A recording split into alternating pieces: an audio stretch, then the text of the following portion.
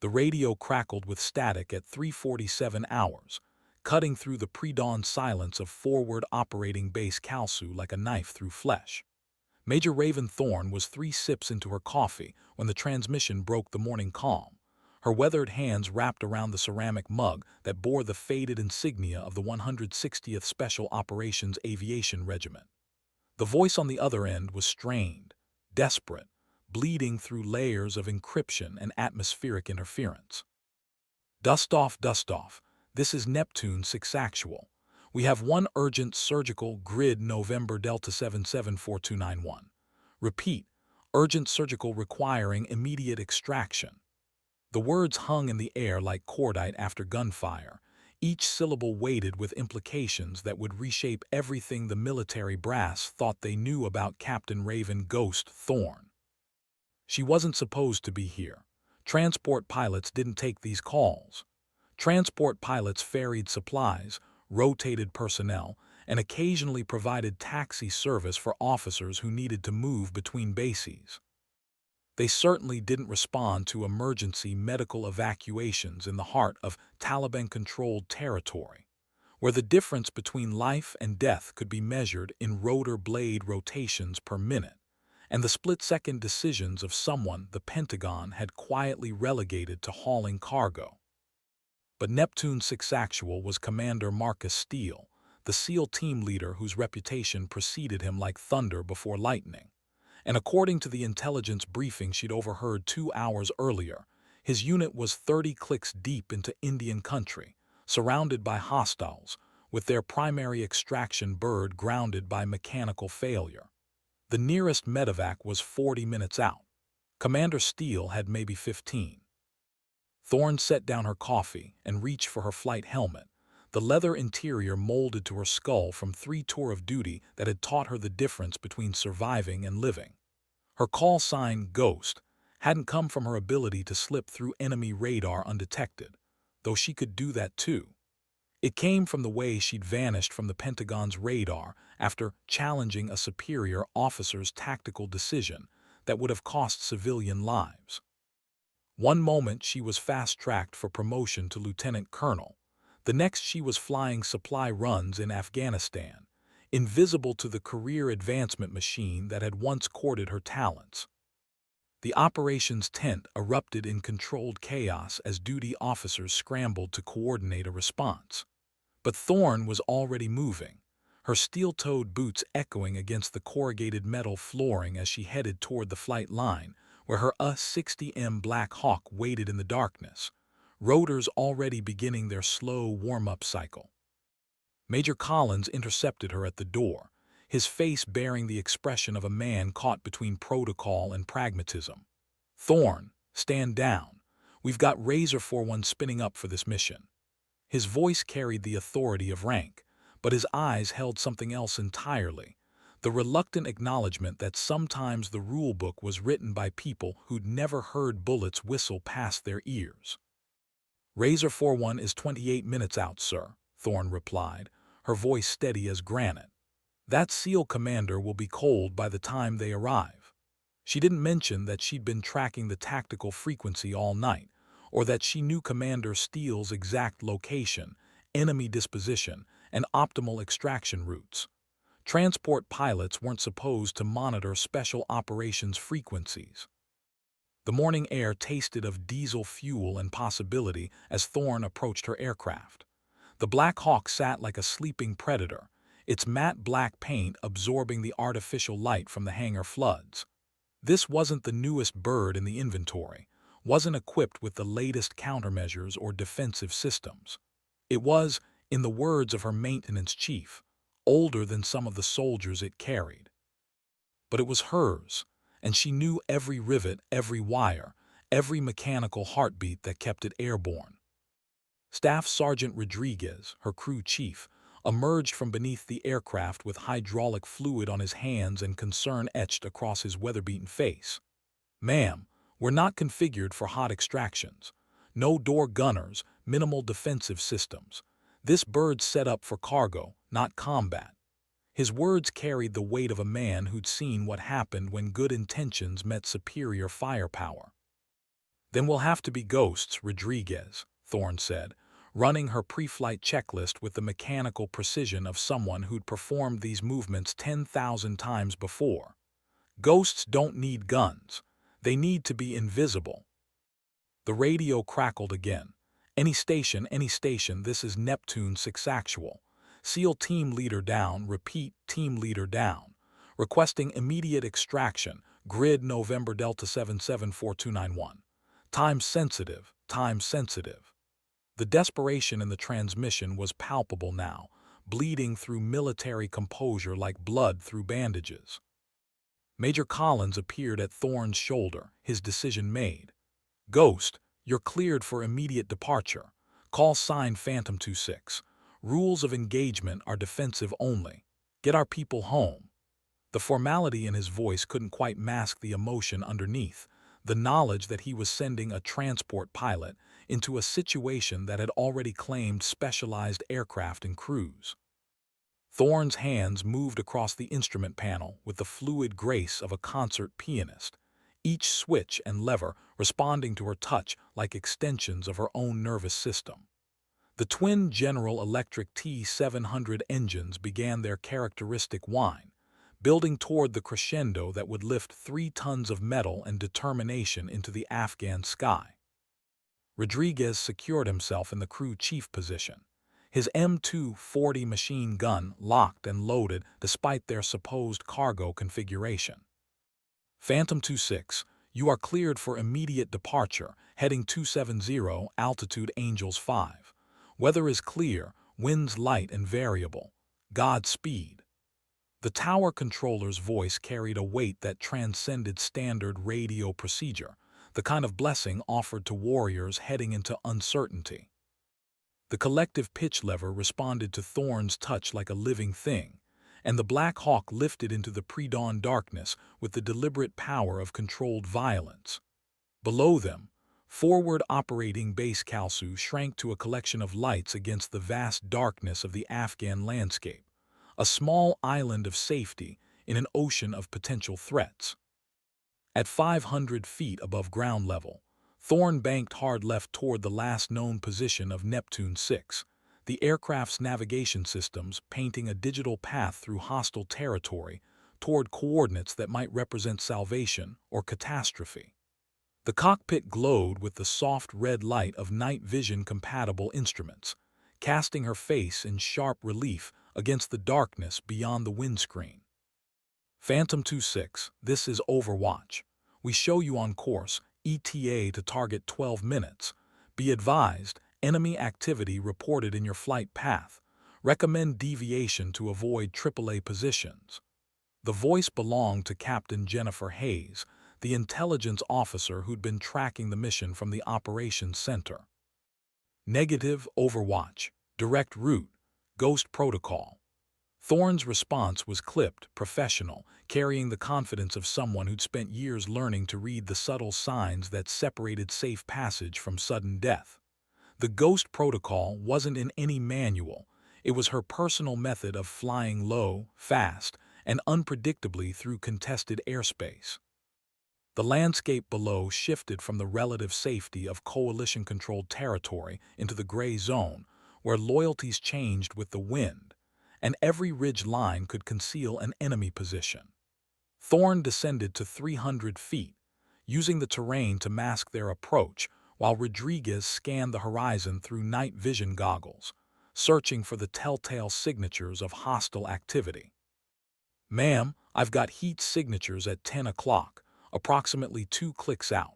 Looks like a vehicle convoy moving north. Rodriguez's voice carried the tension of a man who understood that in this environment, any unidentified movement could represent a threat to their mission. Thorne adjusted course slightly, threading the needle between known enemy positions while maintaining their direct route toward the extraction coordinates. The Black Hawk responded to her inputs with the precision of a finely tuned instrument, each control movement translated into subtle changes in altitude, heading, and speed that kept them below the radar horizon of potential threats. The radio crackled with another transmission from Neptune 6. Phantom 26, Neptune 6 Actual. SEAL commander is conscious but losing blood fast.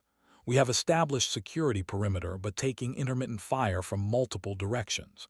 LZ is hot, repeat, LZ is hot. The tactical update painted a picture of a deteriorating situation where every second of delay increased the probability of mission failure. Neptune 6, Phantom 26, ETA 7 minutes. Maintain security, we're coming in fast and low. Thorne's response carried the calm authority of someone who'd learned to project confidence even when the situation balanced on the knife's edge between success and disaster. The terrain ahead began to match the satellite imagery she'd memorized during her brief mission planning session. Rocky outcroppings gave way to the valley system, where Commander Steele's team had been conducting their reconnaissance mission when everything went sideways. Intelligence had identified it as a high-value target area, but intelligence had also suggested minimal enemy presence. Phantom 26, this is Overwatch. We're tracking multiple heat signatures converging on the target area. Estimate 15 to 20 enemy combatants moving to interdict your extraction. Captain Hayes's voice carried the tension of someone watching a tactical situation deteriorate in real time. Thorne's jaw tightened almost imperceptibly, the only external sign of the calculations running through her mind. 15 to 20 hostiles against a single Black Hawk with minimal defensive armament and a wounded SEAL team on the ground. The mathematics of military engagement suggested this was a mission for heavily armed attack helicopters with fighter escort, not a transport pilot flying a cargo configuration aircraft. But mathematics didn't account for the human element, didn't factor in the years of experience that had taught her to read the landscape like a book written in shadows and stone. The valley ahead contained multiple approach routes, each offering different advantages and risks. The direct approach would be fastest but most predictable. The northern route offered better concealment but added crucial minutes to their flight time. Rodriguez, prep for combat extraction. Hot LZ, multiple hostiles, wounded friendly requiring immediate evacuation. Thorne's voice carried the calm authority of someone who'd transformed from transport pilot to combat aviator in the space of a radio transmission. Roger that, ma'am. Medical kit secured, extraction equipment ready. I'll provide covering fire as needed. Rodriguez's response reflected the confidence of a soldier who'd learned to trust his pilot's judgment through 3 tours of duty that had forged their crew into something greater than the sum of its parts. The valley mouth appeared ahead, a dark gash in the mountainous terrain that led toward the coordinates where Commander Steele and his team waited. Thorne descended further, now flying barely 50 feet above the rocky ground, using the terrain to mask their approach while maintaining the speed necessary for tactical surprise. At this altitude, the Black Hawk's rotor wash kicked up clouds of dust and debris, creating a signature that would be visible to any observer with night vision equipment. But it also meant they were below the effective engagement envelope of most shoulder-fired surface-to-air missiles, trading one risk for another in the deadly calculus of combat aviation. Neptune 6, Phantom 26, 2 minutes out. Strobe your position and be ready for immediate extraction. Thorne's transmission carried the urgency of someone who understood that the window for successful mission completion was measured in seconds, not minutes. Phantom 26, Neptune 6. Position strobed, wounded man prepped for movement. Be advised, we're taking increasing fire from the north ridgeline. Recommend approach from the south.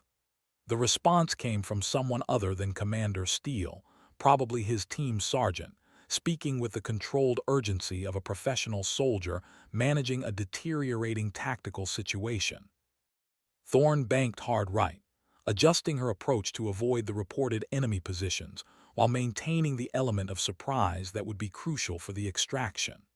The landscape blurred past the cockpit windows as she pushed the Black Hawk to its performance limits, trading altitude for speed in a maneuver that would have earned sharp criticism in a training environment, but represented the difference between mission success and failure in combat. The landing zone materialized ahead, a small clearing surrounded by rocky outcroppings that provided both concealment and potential cover for enemy forces. Through her night vision goggles, Thorne could see the intermittent muzzle flashes that marked the perimeter of the SEAL team's defensive position, pinpoints of light against the darkness that told the story of a desperate last stand. Contact left, contact left. Rodriguez's voice cut through the cockpit intercom as tracer rounds began to streak past the Black Hawk's port side, green fingers of death reaching out from concealed positions in the surrounding terrain.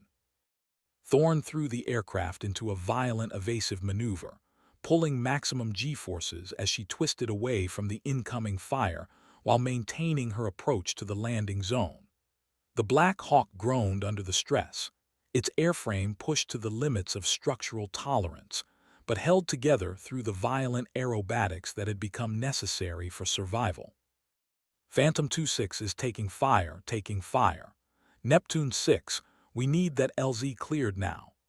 Thorne's voice carried the controlled urgency of someone managing multiple life-threatening situations simultaneously, her hands and feet working the flight controls with the precision of a surgeon performing emergency surgery.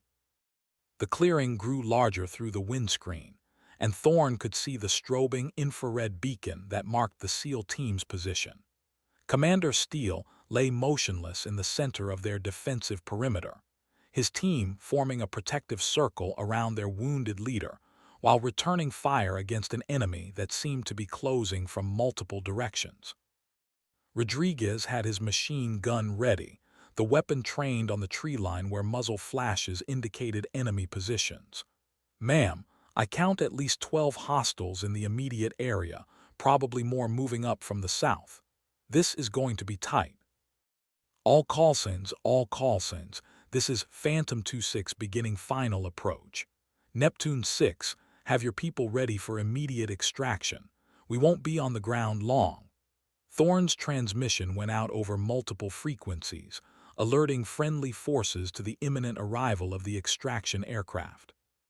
The Black Hawk flared hard as Thorne brought it into the landing zone, the aircraft's nose pitching up dramatically as she traded forward airspeed for vertical control. The landing gear touched down with a solid thump that reverberated through the airframe, and immediately Rodriguez was out of his position, moving toward the wounded SEAL commander with the medical equipment that might mean the difference between life and death. Enemy fire intensified as the stationary aircraft became a more predictable target, rounds impacting the ground around the landing zone and occasionally striking the Black Hawk's armored fuselage with metallic pings that spoke of small arms fire from concealed positions. Thorne kept the engine spooled up, ready for immediate departure, while her crew chief worked to load the wounded commander. "He's hit bad, ma'am. Multiple wounds, significant blood loss. We need to move now." Rodriguez's voice carried the urgency of someone who'd seen enough combat casualties to recognize when time was running out. The SEAL team members moved with the coordinated precision of elite soldiers, providing covering fire while their comrades loaded Commander Steele into the Black Hawk's cargo compartment. Even wounded and unconscious, Steele's reputation preceded him. This was the man who'd led successful operations throughout 3 theaters of operation, whose tactical innovations had become standard procedure for special operations units across all branches of service. Phantom 2-6, this is Overwatch. We show additional enemy vehicles approaching from the east. You need to be airborne in 30 seconds or you'll be overrun. Captain Hayes's voice carried the tension of someone watching a tactical situation spiral toward disaster, her words painting a picture of an enemy response that was both faster and more coordinated than intelligence estimates had suggested. Thorne's hands moved across the flight controls with practiced efficiency, beginning the sequence that would lift them out of the landing zone before the enemy could bring decisive firepower to bear. The Black Hawk's engines responded with their characteristic whine, building power for the vertical ascent that would carry them above the effective range of small arms fire. "All personnel aboard. Go, go, go." Rodriguez's voice cut through the cockpit intercom as the last SEAL team member dove into the cargo compartment, his weapons still trained on the surrounding terrain as enemy fire continued to impact around their position. The collective pitch lever responded to Thorne's touch, and the Black Hawk lifted off with the urgent power of an aircraft departing a combat zone under fire. Tracer rounds continued to streak past the cockpit windows as they climbed, green streaks of light that marked the trajectory of bullets that missed their target by margins measured in inches rather than feet. At 200 feet above ground level, Thorne banked hard left, using the terrain to mask their departure while gaining altitude and airspeed. The landing zone shrank behind them, marked now by the continuing muzzle flashes of enemy forces who had arrived too late to prevent the extraction, but early enough to make their departure a matter of survival rather than routine flight operations. Neptune 6 team aboard and secure. Commander Steele is unconscious but breathing. We need immediate medical support upon arrival. Rodriguez's voice carried the relief of someone who'd successfully completed the most dangerous phase of the mission, but also the continuing urgency of a medical evacuation where time remained critical. The return flight to Forward Operating Base Kalsu took on a different character than their approach, with Thorne flying a more conservative profile that prioritized speed over concealment. Commander Steele's condition dictated that they reach advanced medical facilities as quickly as possible, even if it meant accepting the increased risk of detection by enemy forces. Phantom 2-6, this is Kalsu Tower. We have medical standing by for your arrival. ETA. The tower controller's voice carried the efficiency of someone coordinating an emergency response, with medical personnel and equipment already staged for the incoming casualty. Kalsu Tower, Phantom 2-6, ETA 8 minutes. We have one urgent surgical requiring immediate attention. Thorne's response was professional, clipped, carrying the weight of someone who understood that her actions in the next few minutes would determine whether Commander Steele lived or died. The landscape below began to shift back toward familiar territory as they crossed into coalition-controlled airspace, marked by the distant lights of friendly installations and the comforting presence of Overwatch aircraft that provided protection for medical evacuation flights. The immediate threat had passed, but the mission wouldn't be complete until Commander Steele was in the hands of trauma surgeons. Rodriguez worked steadily in the cargo compartment, providing basic medical care to the wounded SEAL commander, while his team members assisted with the kind of calm professionalism that marked elite soldiers under pressure. The cargo bay had been transformed into an improvised medical facility, with equipment and procedures that reflected years of experience in combat casualty care. "Ma'am, his vitals are stabilizing, but he's lost a lot of blood. The docs at Kalsu better be ready for immediate surgery." Rodriguez's assessment carried the weight of someone who'd seen enough battlefield medicine to recognize the difference between wounds that could wait and those that demanded immediate surgical intervention. Forward Operating Base Kalsu appeared on the horizon, its perimeter lights creating a beacon of safety in the Afghan darkness. The medical team would be standing by, prepared for the kind of trauma surgery that had become routine in the ongoing conflict. But tonight, they would be working on someone whose survival had implications that extended far beyond a single casualty evacuation. Commander Marcus Steele represented more than just another wounded soldier. His tactical innovations, leadership experience, and operational knowledge made him a strategic asset whose loss would be felt throughout the special operations community. The successful extraction that had brought him this far was only the first step in a process that would ultimately determine whether that knowledge and experience remained available to future operations. Kalsu Tower, Phantom 2-6 on final approach, medical emergency aboard, requesting priority landing. Thorne's transmission carried the urgency of someone who understood that every second of delay increased the risk to her patient, even though they had successfully completed the most dangerous phase of the mission. The Black Hawk touched down on the designated landing pad with the gentle precision of a routine arrival, but the controlled chaos that erupted around the aircraft reflected the emergency nature of their cargo. Medical personnel swarmed the landing zone, their movements coordinated by years of experience in trauma response and emergency medicine. Commander Steele was transferred to a waiting stretcher with the efficiency of a well-rehearsed procedure, his SEAL team members providing escort as the medical team rushed him toward the waiting surgical facility. The extraction was complete, but the ultimate success of the mission would be determined in the operating room rather than the cockpit. Thorne secured her aircraft with the methodical precision of someone who'd completed thousands of similar procedures, but tonight carried the additional weight of having performed her first combat extraction under fire. The transition from transport pilot to combat aviator had been completed in the span of a single mission, marked by enemy fire and the successful rescue of personnel who would otherwise have been lost. Major Collins appeared as she completed her post-flight inspection, his face bearing the expression of someone who'd watched a routine cargo pilot transform into something the military hadn't expected to find. "Outstanding work, Ghost. That SEAL commander owes his life to your flying." His words carried the weight of official recognition, but also something more personal, the acknowledgement that combat had revealed capabilities that peacetime operations had never demanded. The debriefing would come later, along with the formal recognition that typically followed successful combat missions. But for now, Thorne stood beside her aircraft in the pre-dawn darkness, watching as medical personnel rushed Commander Steele towards surgery, knowing that her actions as a transport pilot had saved the life of one of the military's most valuable special operations leaders.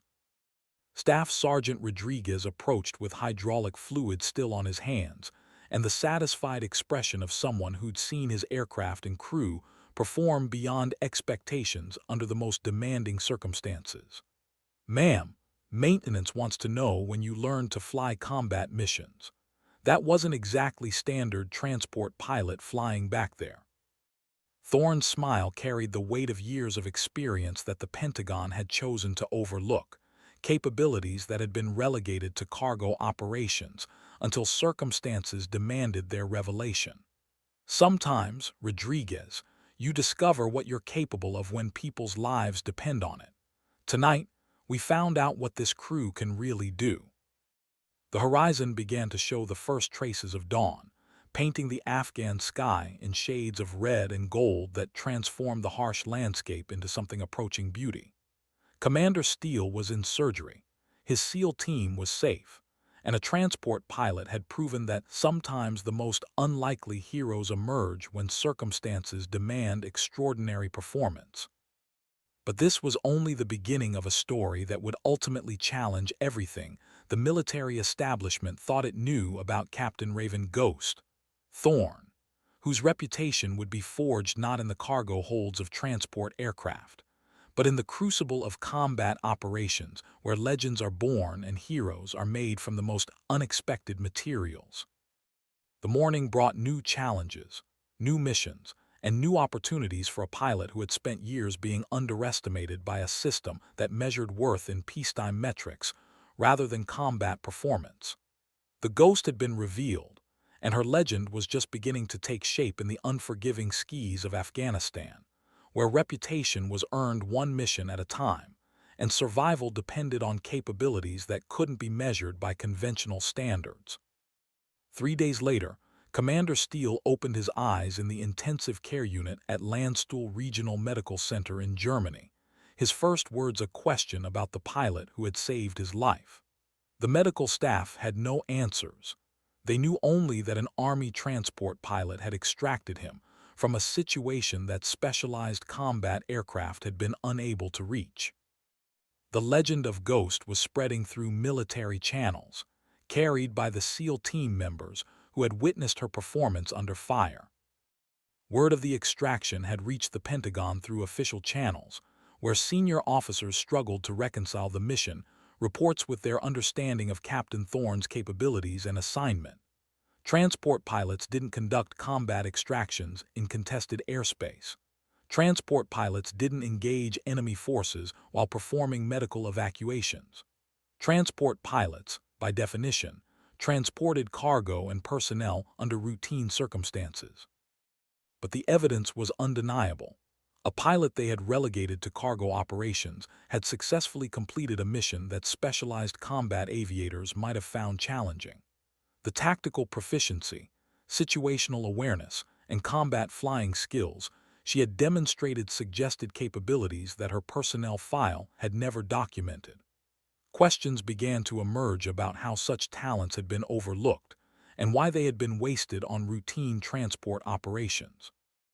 General Patricia Morrison, Deputy Chief of Staff for Operations, reviewed the mission reports with the growing realization that the military had made a significant error in its assessment of Captain Thorne's capabilities. The extraction of Commander Steele represented more than a successful rescue mission. It was evidence of institutional failure to recognize and properly utilize exceptional talent within the ranks. "Get me Captain Thorne's complete personnel file," Morrison instructed her aide, her voice carrying the weight of someone who recognized that careers and reputations might need to be reevaluated in light of recent events. "I want to understand how someone with her apparent capabilities ended up flying cargo runs instead of combat missions." The investigation that followed would reveal a pattern of institutional bias and bureaucratic inertia that had cost the military the services of one of its most capable aviators. Captain Thorne's challenge to a superior officer's tactical decision, the incident that had derailed her career progression, was revealed to have prevented civilian casualties in an operation that was later classified as a strategic failure. Her exile to transport operations had been intended as punishment for insubordination, but had instead preserved her skills and experience for a moment when they would prove crucial to mission success.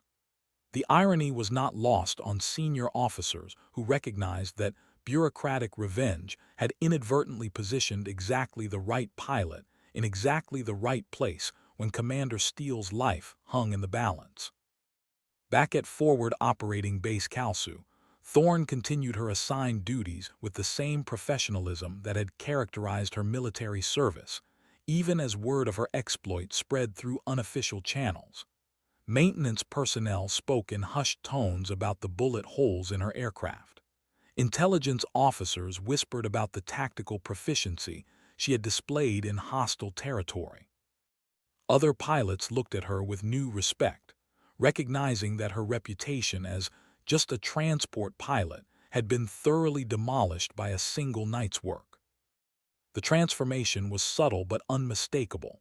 Radio communications carried a different tone when addressing Phantom 26. Mission briefings included her aircraft in tactical discussions that had previously been reserved for combat-designated units. Other pilots sought her advice on flying in contested airspace, recognizing that her experience had been earned under conditions that few had survived. Commander Steele's recovery became a matter of personal interest throughout the special operations community. His tactical innovations and operational experience made his survival strategically important, but the dramatic circumstances of his rescue had elevated the story to legendary status.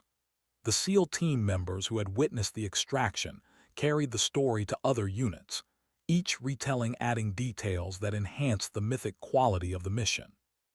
"She flew that Black Hawk like it was part of her body," Petty Officer First Class Jackson told anyone who would listen. "Enemy fire all around us, hostile territory, wounded team leader, and she never hesitated. Came in fast and low, extracted us under fire and got us home. I've flown with a lot of pilots, but I've never seen anything like Ghost." The nickname had taken on new meaning, evolving from a reference to her career obscurity to recognition of her ability to appear and disappear in hostile airspace, with an effectiveness that bordered on supernatural. Other pilots began requesting assignment to her unit, hoping to learn from someone whose capabilities had been proven under the most demanding circumstances. But recognition brought its own challenges. Senior officers who had previously ignored her assignment requests now sought her input on tactical matters. Mission planners who had routinely assigned her to routine cargo runs began consulting her on complex extraction scenarios. The transformation from overlooked transport pilot to recognized combat aviator created opportunities that had been denied for years, but also expectations that would test her abilities in new ways. The medical reports from Landstuhl painted a picture of Commander Steele's injuries that emphasized how close the mission had come to failure. Multiple gunshot wounds, significant blood loss, and the beginning stages of shock had left him with a narrow window for survival that would have closed long before conventional medical evacuation assets could have reached his position. The time-critical nature of the extraction had demanded exactly the kind of tactical flying that Thorne had provided. Without immediate extraction, Commander Steele would not have survived, the chief surgeon's report concluded.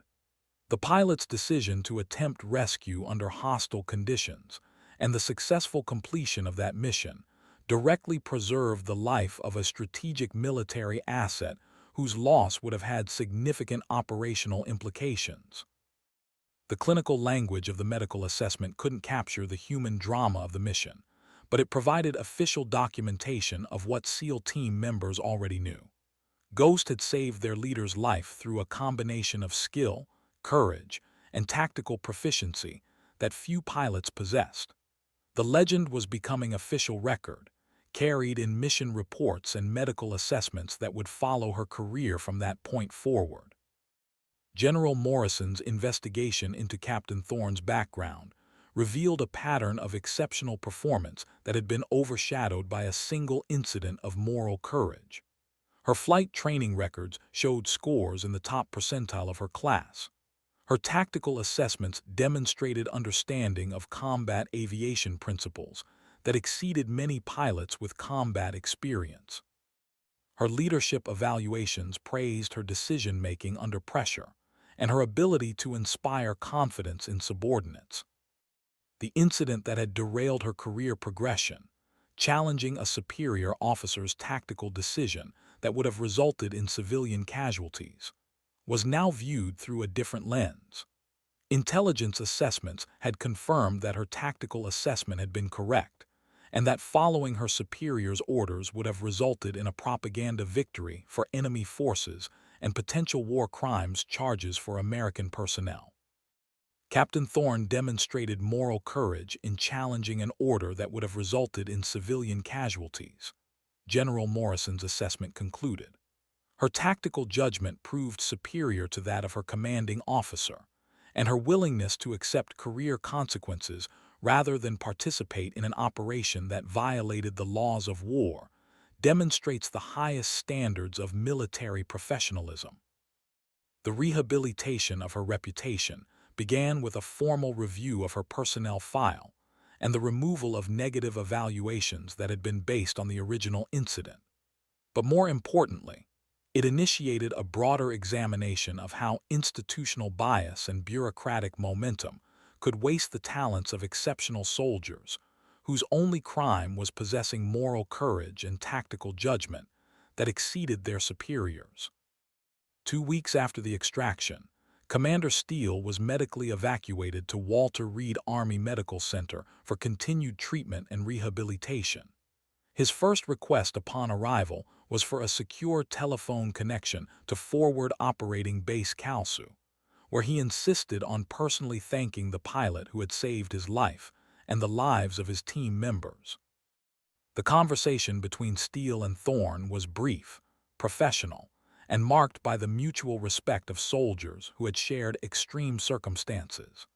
But it also planted the seeds of a professional relationship that would eventually reshape both of their careers and influence military aviation doctrine for years to come.